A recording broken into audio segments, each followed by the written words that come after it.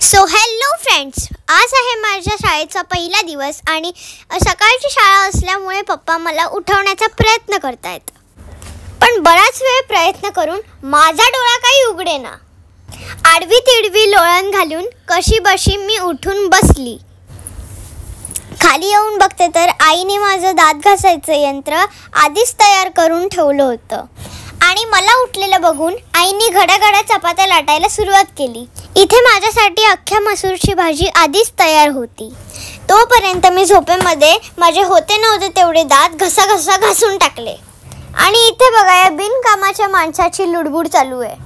तोपर्यंत पप्पांनी गरमागरम पाणी आणून बादलीत ओतले. गरम पाण्याने आंघोळ झाल्यानंतर आईने माझे केस विंचरून दिले. त्यानंतर मी माझा नावडता टास्क कसा बसा कंप्लीट केला आणि सकाळचे 6:30 वाजता हा आमचा पिटुकला विवान अख्ख्या घरभर फिरत मस्ती करत होता आणि इकडे अस्मीला डाराडार झोपलेलं बघून माझ्या जीवाची नुसती आग होत होती. फायनली माझ्या कापडी चिलकत माझ्या अंगावर घातलं.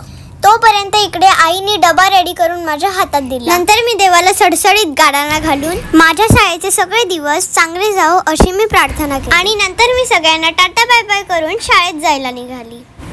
अलविदा विवान.